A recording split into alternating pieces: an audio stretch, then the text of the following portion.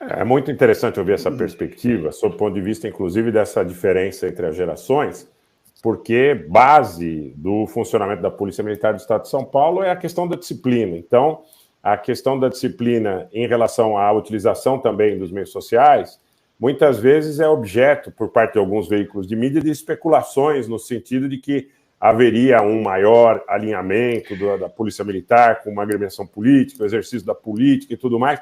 Agora, vendo de dentro, estando dentro da instituição, a visão do capitão Moser em relação a essa situação difere dessa perspectiva de que há dificuldade no controle da tropa, sob o ponto de vista do exercício de uma vontade política. Porque se você abrir o jornal, eu não vou citar nominalmente aqui qual, mas muitas vezes alguns jornais dizem que há enorme dificuldade para a manutenção da disciplina, que há enorme dificuldade, digo em relação também ao Estado de São Paulo, para que as situações que são princípios basilares do funcionamento da Polícia Militar sejam atendidos. De dentro, não é isso que acontece, é isso que eu entendo pelo que o capitão Moser está dizendo. Só queria ouvir a sua perspectiva, capitão. Bom, o que acontece é que o fluxo da informação ela é veiculado de maneira bem mais rápida do que antigamente, né? Então, se for analisar, assim, cada um tem sua preferência, né?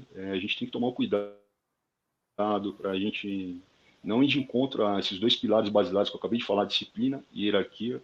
Como eu disse no início, a Polícia Militar é uma instituição de Estado e não de governo, porém nós temos que atentar na parte de disciplina que a gente está subordinado a quem está no exercício do governo, né? Então, eu, como militar da ativa, o cuidado que eu tenho que tomar é não colocar, não transparecer, principalmente quando eu estiver representando a instituição, né? Alguma opinião com caráter político. Então, o grande questionamento que tem hoje em dia é esse daí.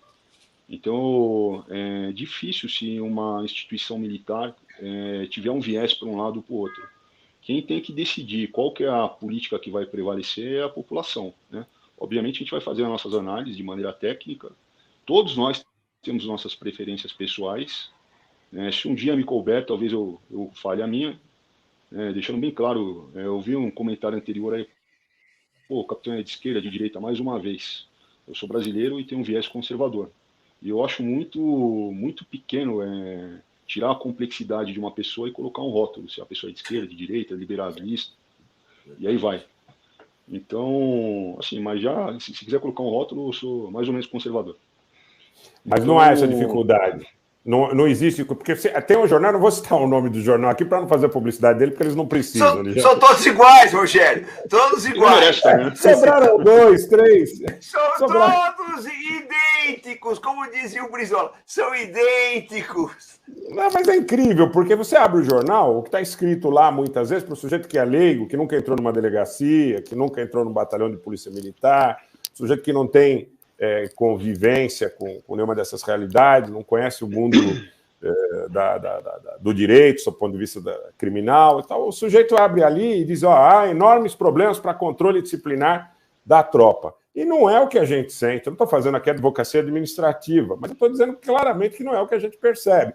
Há enormes dificuldades, porque se cogita muita coisa aqui no Brasil de que haveria determinado tipo de instabilidade política, muitas vezes até com o interesse de exacerbar essa polarização. Essa é a minha percepção, tá? E aí você diz, problemas, a instabilidade, a insatisfação. Então, eu quero entender o seguinte. Esta situação, mais uma vez, é objeto de especulação polarizadora. Agora, eu vou perguntar para o comandante Robson, passando para ele fazer a próxima pergunta, se ele entende dessa forma ou não também. Porque é importante que a gente democratize a perspectiva da opinião, da sensação, que o cidadão, porque às vezes o cidadão abre o jornal, mal tem tempo, muita pouca gente hoje abre o jornal fisicamente, mas ele vai ver lá nas edições digitais dos portais, tem pouco tempo para se informar. Então ele pega uma manchete e aquilo acaba virando uma tônica, acaba virando uma realidade. Rogério, eu vou dizer uma coisa para você, na presença do capitão aqui e na presença do nosso público. Eu acho que a coisa mais falaciosa que existe no nosso estamento democrático é a chamada liberdade de imprensa. Não existe liberdade nenhuma. Sabe por quê? Porque todos têm a mesma opinião. Todos têm a mesma opinião. Você não vê Ontem eu fiz um vídeo falando disso. Você não vê um jornal falando do que está acontecendo de verdade na Ucrânia. Eu fiz um vídeo ontem, está sendo muito comentado aí, que eu coloquei o seguinte, que a rendição ucraniana em Azovstal, ela foi honrosa. Desonroso foi o tratamento que a imprensa deu a isso, porque a imprensa quer colocar como se não fosse uma rendição. Aquilo, em termos militares, gente, desculpa, aquilo não é evacuação, aquilo não é retirada, não é nada, aquilo é uma rendição. Por isso, para quem não entendeu ainda, aquilo é uma deposição de armas. Então, a imprensa, ela desvirtuou completamente isso. Quer dizer, você chega à conclusão que é falacioso a liberdade de imprensa que ela fala, porque todos falam a mesma coisa. Na verdade, elas têm liberdade de falar o que elas acham que é conveniente e você não tem liberdade nenhuma para discordar, porque você não pode falar nesse meio. Essa é que é a verdade. Com relação à abordagem da segurança pública, é a mesma coisa, todos eles falam a mesma coisa. Eu vou falar um negócio que vocês talvez não saibam. O Rogério conhece isso na pele, ele foi policial. Ele quase não fala, mas ele tem essa experiência. Como eu também, eu passei pelo Capão Redondo, aí passei pelo 47 DP, né? 47 DP, é exatamente ali na estrada de Itapecerica, a gente conhece isso aí. Então, eu vejo dessa forma.